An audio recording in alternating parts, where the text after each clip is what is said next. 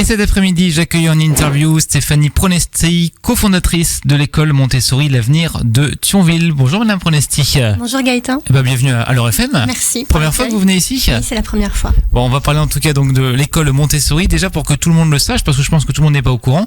Qu'est-ce qu'une école Montessori? Alors, une école Montessori, c'est une école qui est basée sur la pédagogie de Maria Montessori.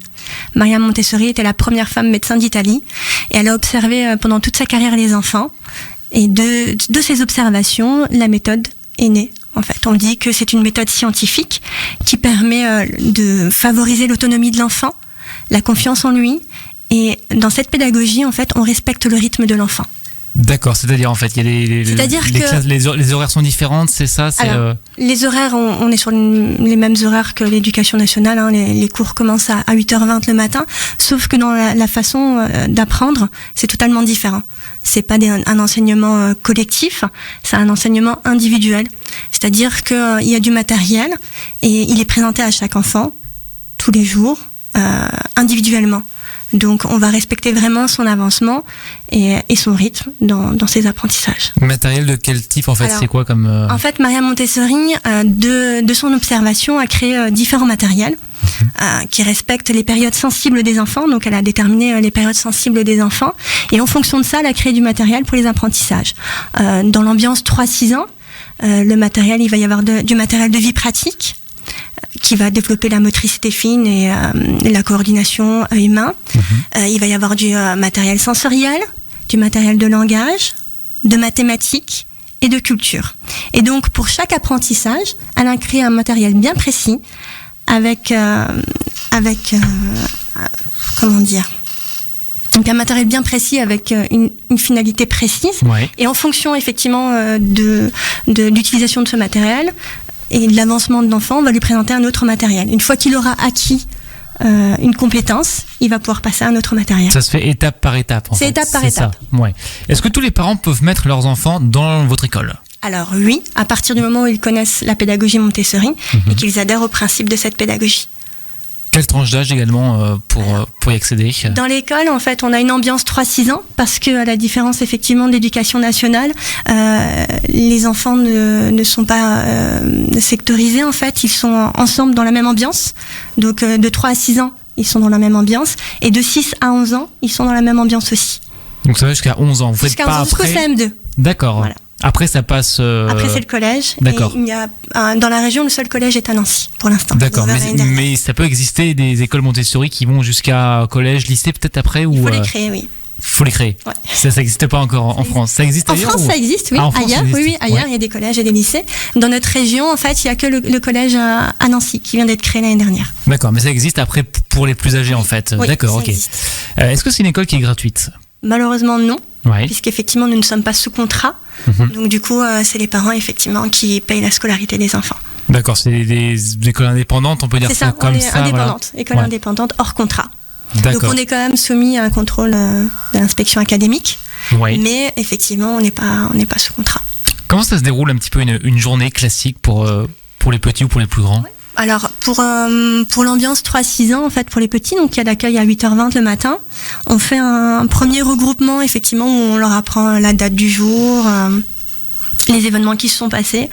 Et ensuite, ils sont en activité pendant plus de 2 heures.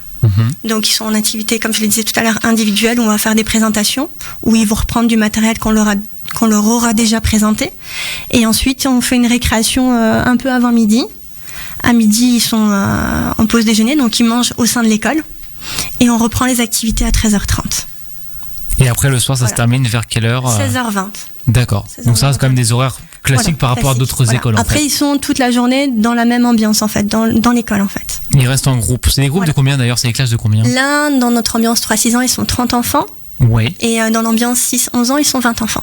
D'accord. Ça fait quand même des classes assez... Alors, nombreuses, finalement. On pourrait dire que c'est une classe assez nombreuse, mais l'espace s'y prête. On a plus de 100 mètres carrés pour l'ambiance 3-6 ans, avec 4 éducatrices, donc 4 personnes en charge des enfants, et on a 70 mètres carrés pour l'ambiance 6-9 ans. Donc 4 petits groupes en quelque sorte, même s'ils sont ensemble, mais ça reste des... En fait, non, ils sont pas séparés, ils sont vraiment dans le même espace, quoi.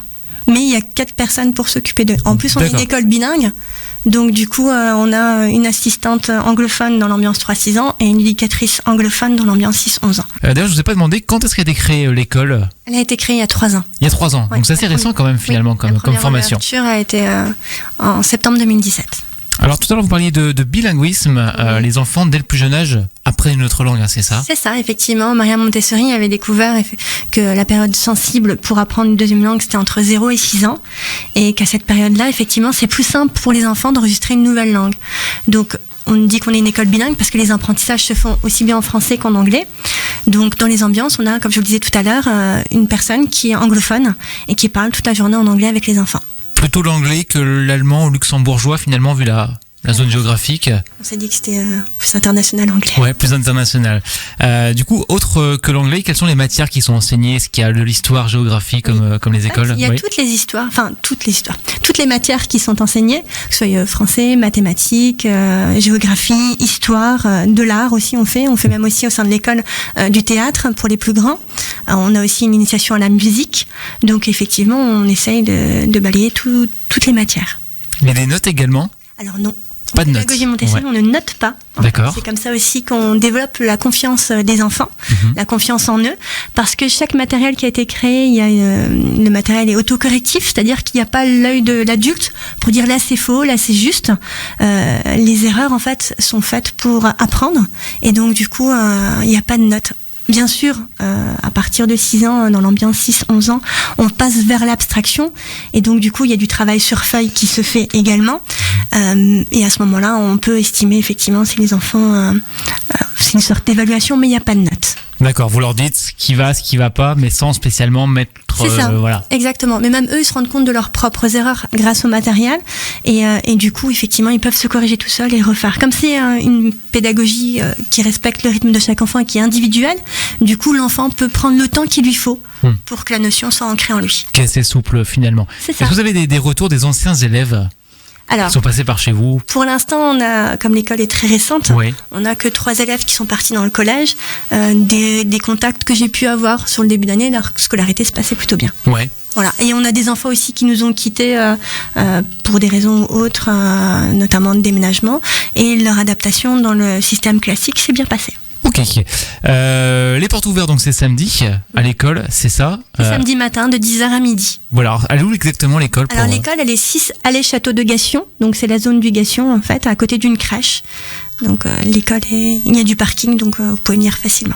Donc samedi matin... de 10h à midi. Ouais, en général, vous expliquez la méthode aux parents ou déjà eux, ils viennent, ils connaissent déjà un petit peu la méthode Montessori? Certains parents connaissent déjà et d'autres, effectivement, on leur explique. Donc de venir dans l'école, c'est plus simple parce que du coup, quand je vous parle de matériel, là, c'est assez difficile à expliquer. Donc là, on peut montrer le matériel. Et puis la pédagogie aussi. Montessori, ce n'est pas que du matériel, c'est aussi la posture de l'éducateur. Et ça, on peut l'expliquer plus facilement lors des portes ouvertes. Et l'espace, comme vous nous le disiez, ce grand espace pour pouvoir apprendre en toute sérénité. Vous avez un site web pour retrouver toutes les infos, page Facebook également? Exactement, on a donc le site web, c'est école-montessori-thionville et .fr et la page Facebook, c'est l'école Montessori l'avenir. Et puis on remettra de toute façon toutes ces infos sur Facebook officiel LeurFM et également sur leurfm.com demain dans la matinée. Merci beaucoup Stéphanie Pronesti d'avoir été avec moi cet après-midi, cofondatrice de l'école Montessori, l'avenir à Thionville.